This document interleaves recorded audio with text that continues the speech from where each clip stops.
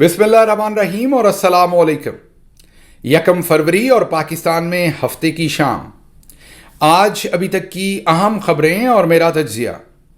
सबसे पहली खबर आपके सामने कल्लात बलूचिस्तान से रखेंगे, जहां से बहुत ही अफसोसनाक खबर आ रही है। खबर यह है कि मुसल्लह अफवाज के 18 जवान शहीद हो गए। इसके साथ साथ खबर यह भी है कि 12 दहशतगर्दों को हलाक कर दिया गया है। रोज़ रोज़ पाकिस्तान अपने जवानों की लाशें जो है वो उठा रहा है और शहादतें पेश कर रहा है। पिछले 1-1.5 साल के अगर नंबर्स देखें तो 1500 के करीब जवान और अफसरान शहीद हो चुके हैं। ये माओं के लाल थे, ये किसी के बाप थे, किसी के भाई थे, किसी के बेटे थे। इनके जाने से बहुत सारी माओं की जो गोद है वीरान हो गई है। इनके जाने से बहुत सारी माओं की आंखों से ना रुकने वाले आंसू रवां होंगे। लेकिन हमारा रवैया और रद्द अमल क्या होगा और दुनिया का क्या होता है?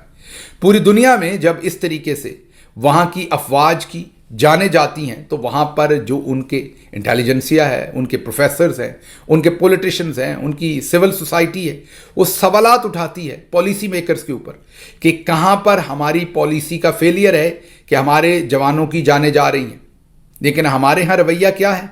हमारे यहाँ अगर आप सवाल उठाएं तो आपको गद्दार और बागी कहा जाएगा कि आप फौज मुखालिफ बयानियाँ बनाते हैं।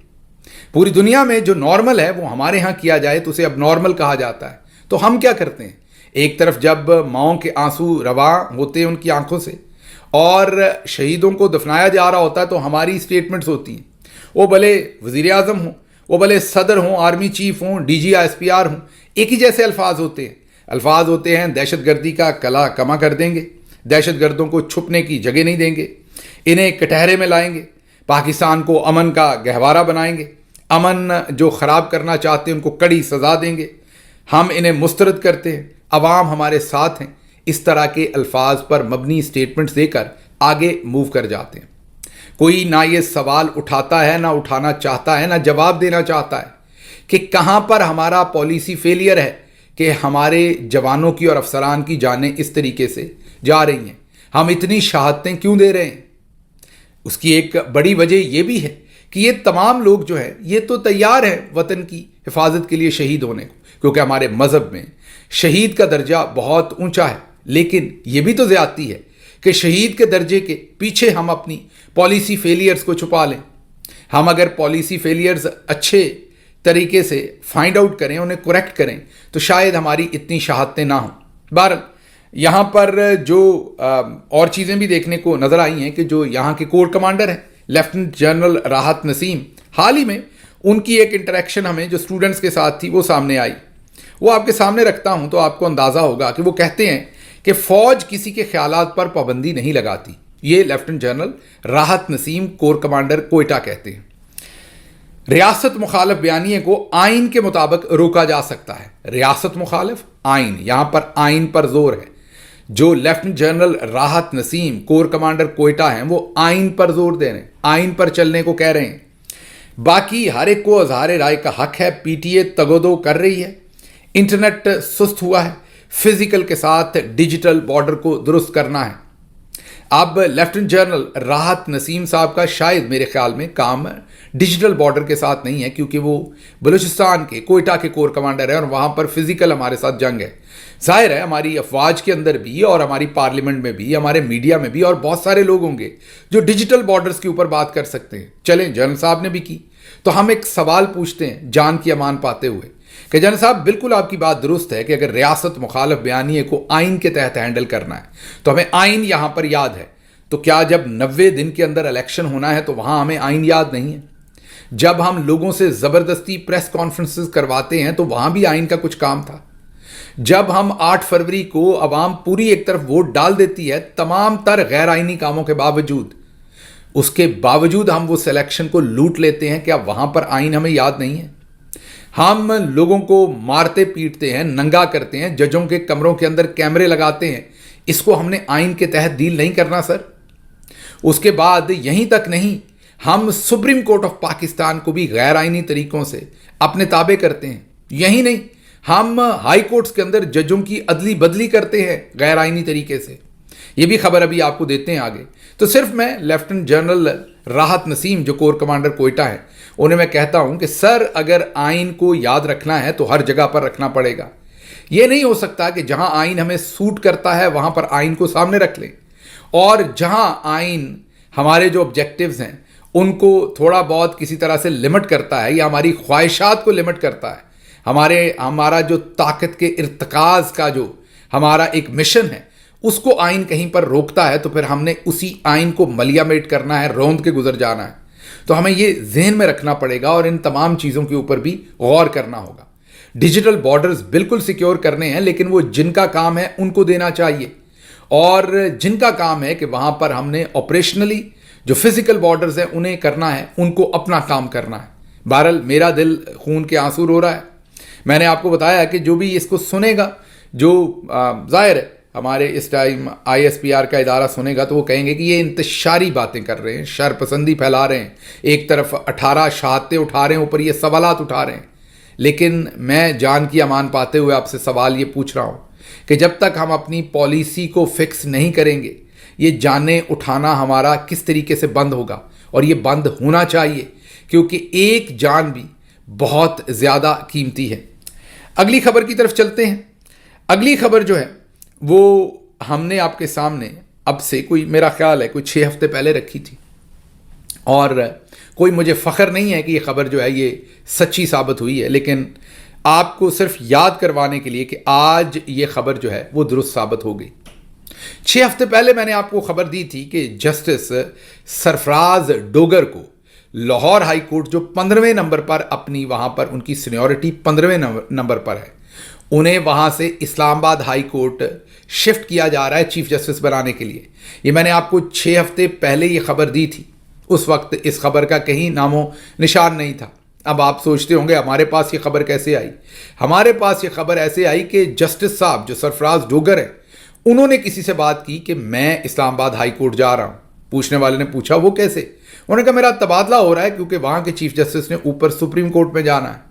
تو جس سے ان کی بات ہوئی اس نے ہمیں بتایا کہ یہ کام ہو رہا ہے. 6 ہفتے پہلے ہم نے آپ کے سامنے, کیونکہ جو سورس تھا وہ ریلائبل تھا, یہ خبر رکھی تھی, اور پھر 3 دن پہلے آپ نے دیکھا کہ سارے میڈیا نے اس خبر کو بریک کیا, اور آج ہم آپ کے سامنے یہ خبر رکھ رہے ہیں کہ ان کو اب آفیشلی ٹرانسفر ان کی شروع کر دی گئی ہے, پروسیس شروع کر دیا گیا ہے. 3 لوگوں کو ٹرانسفر کیا جا رہا ہے. یہی چراغ ہیں جو جلیں گے تو روشنی ہوگی, اور وہ جو چراغ ہیں 3 وہ لاہور ہائی کورٹ کے جسٹس سرفراز ڈوگر, سندھ ہائی کورٹ کے جسٹس خادم حسین سومرو, اور بلوچستان ہائی کورٹ کے جسٹس محمد آصف. ان تینوں کو اب موو کر کے لایا جا رہا ہے اسلام آباد ہائی کورٹ میں. اور جیسے ہم نے آپ کو بتایا تھا کہ جسٹس عامر فاروق صاحب کو سپریم کورٹ کا جج بنا کر اوپر لے کر جایا جائے گا, اور ایک دن بڑے ہو کر, وہ کہتے ہیں نا میں بڑا ہو کر یہ بنوں گا, بڑے ہو کر ایک دن جسٹس عامر فاروق صاحب شاید جسٹس قاضی فائز عیسیٰ بنے, کیونکہ ان کو چیف جسٹس بھی بنایا جائے گا. یہ میں آج ہی آپ کو بتاتا ہوں.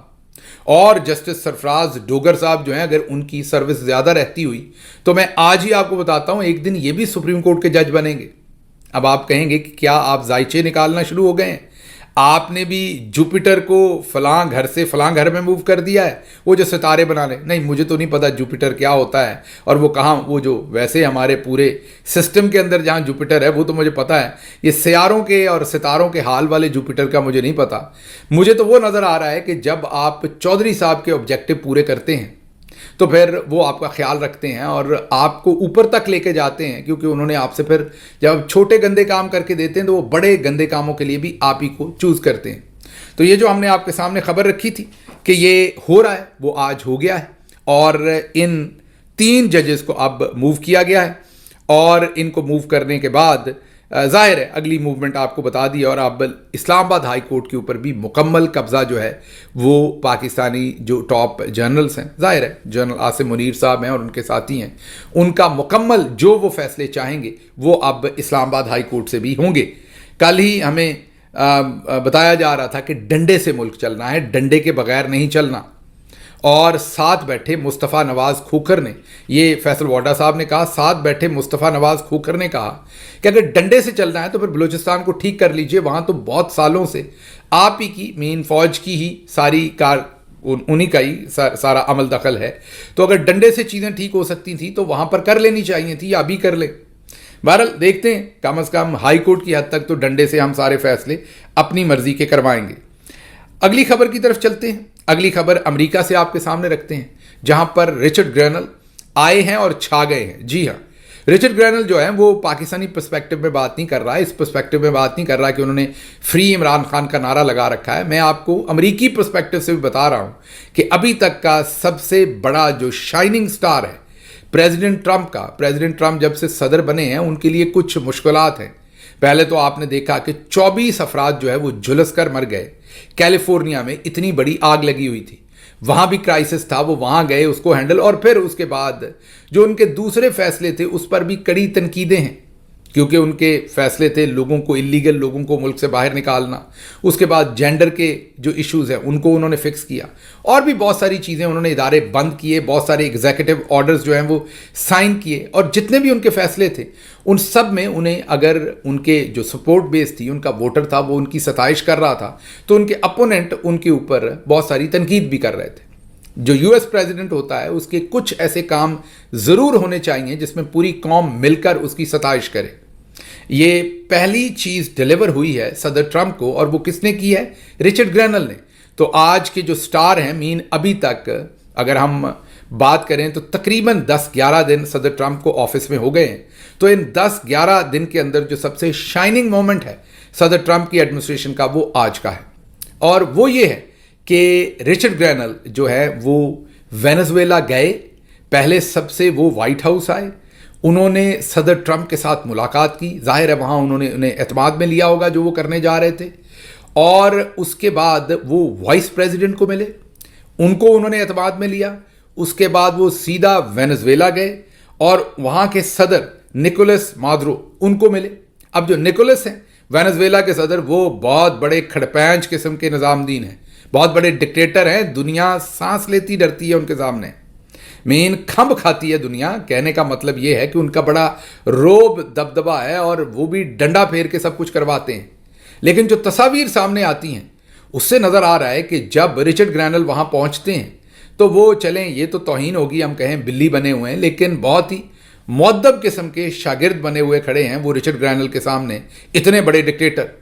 तो ये जो डिक्टेटर होते हैं, क्योंकि इनकी अवाम में रूट्स नहीं होती, इनकी ताकत अवाम में नहीं होती, तो जब इनका सामना बंदूक का मुकाबला बंदूक से होता है तो उस वक्त डिक्टेटर्स की वही हालत होती है जो वेनेजुएला के सदर निकोलस की है। फिर वो कंधे झुकाकर ही खड़े होते हैं, क्योंकि बंदूक का मुकाबला बंदूक से होता है। आपके पास बंदूक है तो आगे से कोई तोप वाला आ गया है। अब जब अमेरिकी सदर का खुसूसी एलची आपके सामने खड़ा है तो आपको पता है इसकी रेमिफिकेशंस क्या हो सकती हैं। लेकिन खबर यह है कि रिचर्ड ग्रैनल जो हैं वो जाते हैं और अपने 5 से 6 बंदे जो होस्टेज होते हैं, या दूसरे लफ्ज़ों में जो वहाँ पर गिरफ्तार होते हैं वेनेजुएला के अंदर, उनकी तहवील में होते हैं, उनको छुड़ा के वापस अमेरिका ले आते हैं। वो वेनेजुएला की ज़मीन पर खड़े होकर कहते हैं कि मैं सदर ट्रंप का रिप्रेजेंटेटिव हूँ, डिप्लोमेट हूँ, और मैं यहाँ तुम लोगों को वापस अमेरिका लेके जाने आया हूँ। और वो फिर उनको लेके जाते हैं और जहाज़ में से तस्वीर पहली नशर करते हैं कि हमारे जहाज़ों ने वेनेजुएला से उड़ान भर ली है और मैं इन लोगों को अमेरिका वापस लेके आ रहा हूँ। अमेरिका पहुँच के एक और तस्वीर जारी करते हैं, मतलब कि ये वो अमल है रिचर्ड ग्रैनल का जिससे प्रेसिडेंट ट्रंप की सताइश हो रही है। अमेरिकी अवाम खुश हो रही है कि सदर ने 10वें-11वें दिन ही हमारे जो होस्टेज थे वेनेजुएला के अंदर उनको छुड़वा लिया है। ये ऐसी खबर है जिस पर ना उनके मुखालफिन उन पर तनकीद कर सकते हैं, उनके हामियों ने तो उनकी तारीफ करनी ही करनी है। तो इससे आप ये सोच लीजिए कि जो मैं यही कहूँगा, बेवकूफ़ लोग पाकिस्तान में ये कहते थे कि रिचर्ड ग्रैनल इंपॉर्टेंट आदमी नहीं है, उसको छोड़ दीजिए। रिचर्ड ग्रैनल कितना इंपॉर्टेंट आदमी है वो आप अभी समझ लीजिए कि जो शाइनिंग मोमेंट दिया है प्रेसिडेंट ट्रंप को वो इस वक्त रिचर्ड ग्रैनल ने दिया है। रिचर्ड ग्रैनल का जो पोर्टफोलियो है वो तकरीबन एक खुसूसी नीश किस्म का पोर्टफोलियो उन्होंने जो सेक्रेटरी ऑफ स्टेट का है वो रिचर्ड ग्रैनल को दे रखा है। पूरी दुनिया में जहाँ जहाँ अमेरिका को ट्रबल होगी वहाँ रिचर्ड ग्रैनल जाएगा। तो Richard Grenell is his tough man, वो जहाँ भी जाएगा वो डिलीवर करेगा। तो अब आप समझ सकते हैं कि सदर ट्रंप को जहाँ भी प्रॉब्लम हुई वहाँ रिचर्ड ग्रैनल जाकर उस प्रॉब्लम को सॉल्व करेगा। तो ये आज का हीरोइक मोमेंट, जो सुपर हीरो मैं ये कहूँगा पूरे अमेरिका में रिचर्ड ग्रैनल बने हुए हैं, ये खबर आपके सामने रखनी थी। उसके बाद یورپی یونین کے سفیر نے اپنا دورہ مکمل کیا ہے اور جاتے جاتے انہوں نے ایک پریس ریلیز جاری کی ہے جس میں انہوں نے اقوام متحدہ کے اداروں، انسانی حقوق کے محافظوں، انہوں نے وفاقی اور صوبائی حکومت کے وزراء، فوجی قیادت، اعلیٰ حکام، فوجی قیادت ظاہر ہے army chief general Asim Munir کو بھی ملے، وہ وکلاء اور سول سوسائٹی کی تنظیموں، میڈیا کے نمائندوں اور کاروباری شعبے سے انہوں نے ملاقاتیں کی۔ سب سے ملاقاتیں کرنے کے بعد اب انہوں نے یہ کہا ہے کہ جو موجودہ مانیٹرنگ سائیکل ہے وہ ظاہر ہے اس سال کے وسط کے قریب دوبارہ اس کا جائزہ لیا جائے گا۔ انسانی حقوق اور ان کے مطابق اگر ٹھوس اصلاحات نہ کی گئیں، یہ جو سب کچھ کیا جا رہا ہے پاکستان میں، ملٹری کورٹس اور بہت ساری جو پامالیاں ہو رہی ہیں، یہ اگر فکس نہ کی تو جی ایس پی پلس جو ہے وہ فور گرانٹڈ نہیں ہوگا، وہ شاید ریوزٹ کر لیا جائے۔ وہ واضح وارننگ دے کے جا رہے ہیں۔ ظاہر ہے پریس ریلیز پھر بھی ڈپلومیٹک لینگویج ہوتی ہے، بہت نپی تلی ہوتی ہے۔ جو ہمارے ذرائع ہیں وہ ہمیں بتا رہے ہیں کہ جب انہوں نے آرمی چیف سے ملاقات کی ہے، چیف جسٹس سے کی ہے، انہوں نے فارن منسٹر سے کیا، تو 2 ٹوک الفاظ میں انہوں نے وارننگ دی ہے۔ میں نے آپ کو پہلے بھی کہا تھا کہ کل صبح دوپہر تقریباً 12:30 بجے ہم اٹلی کے شہر بریشیا میں 12:30 بجے 2 فروری کو ہم ایک ہزاروں لوگوں پر مشتمل ایک احتجاج کرنے جا رہے ہیں۔ یہ وہ تمام احتجاج ہیں جو جب یورپی یونین میں آواز اٹھاتے ہیں تو پھر یورپین پارلیمنٹ کے جو ممبران ہیں ان تک بھی یہ آواز جاتی ہے، اور وہ تمام جو ہیں پھر اس کو سنتے بھی ہیں اور اس کے اوپر وہ اپنا اپنا پوائنٹ آف ویو بھی دیتے ہیں۔ آج بھی میری کافی ملاقاتیں ہوئی ہیں جس میں میری پولیٹیکل لوگوں سے بھی اٹلی کے اندر ملاقاتیں ہوئی ہیں، میری صحافیوں کے ساتھ بھی اٹلی میں ملاقاتیں ہوئی ہیں، انسانی حقوق کے تنظیموں کے لوگوں سے بھی ملاقاتیں ہوئی ہیں۔ جلد اس کی انفارمیشن آپ کے سامنے رکھوں گا۔ یہ دیکھ کر خوشی ہوئی ہے کہ جو پاکستانی ڈائسپورا یہاں پر ہے انہوں نے ان تمام لوگوں کو اچھا انگیج کیا ہوا ہے، اور ان میں سے زیادہ تر لوگوں کو میرے سے ملنے سے پہلے کافی چیزوں کا پہلے سے پتہ تھا۔ تو یہ تمام چیزیں جو ہوتی ہیں، جو ہو رہی ہیں، یہ کم از کم یہ دکھا رہی ہیں کہ آنے والے دنوں میں انٹرنیشنل پریشر جو ہے وہ شاید چودھری نظام الدین کو کچھ چیزیں یا کچھ کریکٹیو میجرز لینے پر مجبور کرے۔ دوسری طرف صدر ٹرمپ نے ایک اور ہتھوڑا مار دیا ہے اور انہوں نے کینیڈا، میکسیکو دونوں پر 25% ڈیوٹی لگا دی ہے۔ جی ہاں، اس کی وجوہات تو آپ کے سامنے کسی دن اور رکھیں گے، بہت ساری وجوہات ہیں، ڈیٹیل اور کسی دن رکھیں گے، لیکن ساتھ ساتھ چائنا پر بھی انہوں نے 10% ڈیوٹی لگا دی ہے۔ جو کینیڈا ہے اس کے ساتھ امریکہ کا جو ٹوٹل ایکسپورٹ ہے اس کی امریکہ کو وہ 380 بلین کے قریب ہے، میکسیکو کی 442 بلین ڈالرز ہے، اور یہ دونوں سے تقریباً رفلی آپ یہ کہہ سکتے ہیں کہ اگر 25% لگایا ہے اس کے اوپر تو امریکہ کو اضافی 200 ارب ڈالر جو ہیں وہ شاید یہاں سے امریکہ کو مل جائیں۔ یہ ایک محتاط تخمینہ آپ کے سامنے لگا رہا ہوں۔ چائنا کے اوپر جو 10% ڈیوٹی لگائی ہے اس کے ساتھ ان کی جو ایکسپورٹ ہے وہ 536 بلین ڈالر کی ہے۔ اس سے آپ خود اندازہ کر سکتے ہیں کہ اگر چائنا جو ہے وہ کینیڈا اور میکسیکو پر یہ سختیاں کر رہے ہیں اور ان کے لیے انہوں نے معاملات ایسے کر دیے ہیں تو باقی لوگوں کے ساتھ معاملات جو ہیں وہ کس طرف جائیں گے۔ بہرحال اس کے ساتھ ہی خبریں کچھ اور بھی تھیں، جیسا کہ ملک ریاض صاحب کی طرف سے ایک FIR درج کروائی گئی ہے اسلام آباد میں بٹ کوائن سے ریلیٹڈ۔ وہ اور کچھ اور خبریں ہیں وہ صبح کے وقت آپ کے سامنے رکھیں گے۔ فی الحال مجھے یہاں سے اجازت دیجیے۔ اللہ آپ کا حامی و ناصر ہو۔ پاکستان زندہ باد۔